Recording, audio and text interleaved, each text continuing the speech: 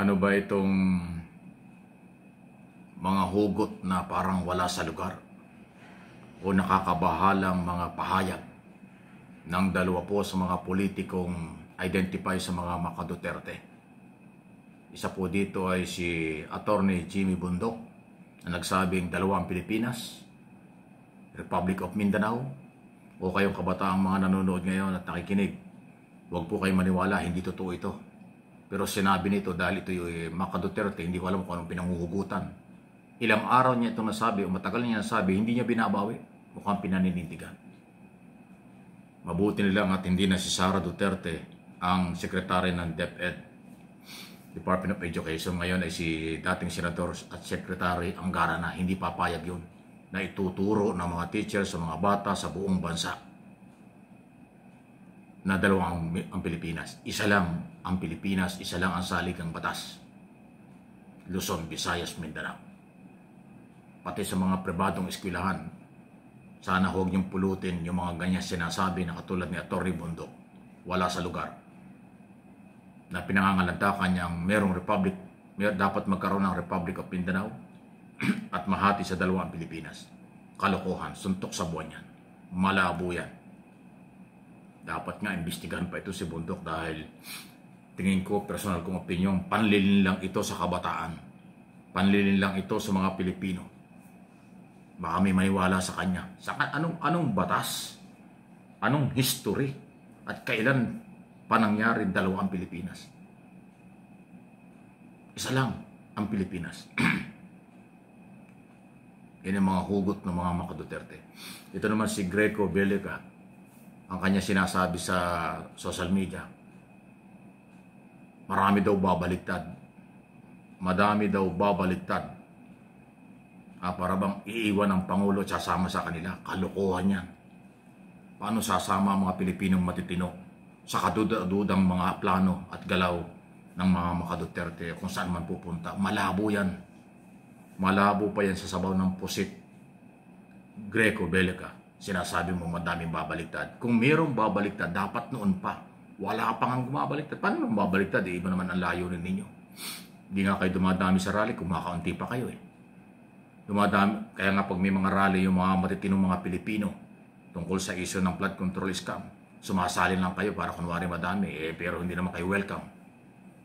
Noong September 21, anong ginawa nyo? Nanggulo pa kayo sa Mindiola at saka sa Recto. Okay? Sumali kayo dun sa EDSA noong September 21, tinaboy kayo. Itong nakaraang rally ulit sa EDSA People Power, tinaboy din yung iba dyan. Yung nandun sa nagbalik ng Mindiola, kakaunti na naman kayo. Wala eh. Anong baliktad? Sinong babaliktad? Bakit? Anong pinanghuhugutan nyo sa palagay nyo yung mga Pilipino ay mas kakampi sa mga Duterte kaysa sa Marcos administration nagpapaimbestiga at ipinatigil ang korupsyon? Baliktad yata yung inyong mga iniisip. Mga tumakbo ito si Greco, alam ko tumakbo ito senador dati, talo. Tumakbo ang party list, talo. Si Jimmy Bundok, tumakbo ang senador ito na nakaraan lang, talo rin. Buti na lang, kasi kung nanalo itong mga ito, iba-iba yung tinutulak eh. Isipin mo yung isa, ang kanyang paniniwala, dalawa ang Pilipinas. Magkaroon na Republic of Mindanao. Ito namang isa, marami na bumabaliktad. Ano ba klase mga tao yan? Baliktad na rin ang mga sinasabi. Pero wala ka namang madinig kung ano ang kanilang komento sa pala-absent na senador na si Bato de la Rosa dahil kakampi nila. Nakakabingi ang katahimikan ng mga Duterte supporters, Duterte vloggers, Duterte Cup. Wala silang pakialam kung si Bato ay hindi pumapasok pero nagsusweldo. Pero maraming Pilipino ang nagtatanong, bakit yan ay pinapasweldo, hindi naman nagtatrabaho? Bakit ba yun hindi pumapasok? Hindi naman natin alam kung bakit at kung anong problema niya. Pero yung mga Duterte, baliwala sa kanila yan. Parang proud pa silang nagtatago or nawawala si Bato. Pero ang matitinong Pilipino, majority yon na may-ari ng perang pansweldo, abay naghahanap sa kanya kung nasa saan.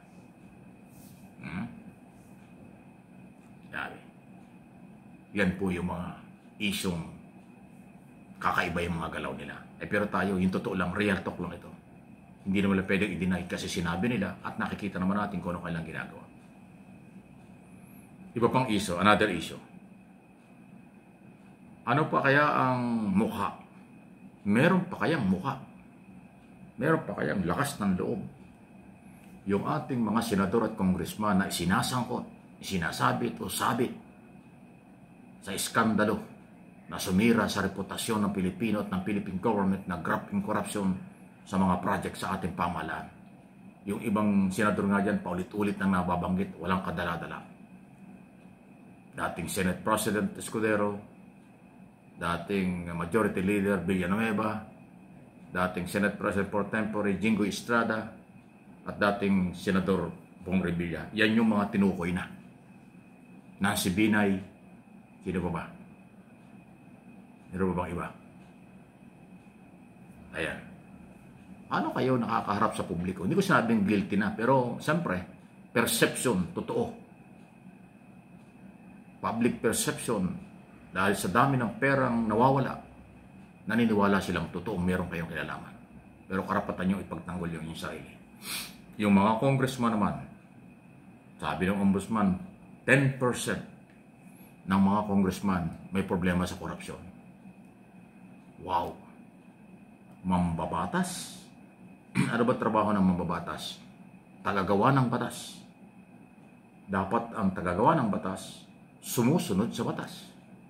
Pero itong mga gumagawa ng batas, kung totoo itong mga nagputukang balitang ito, sila yun lumabag sa batas.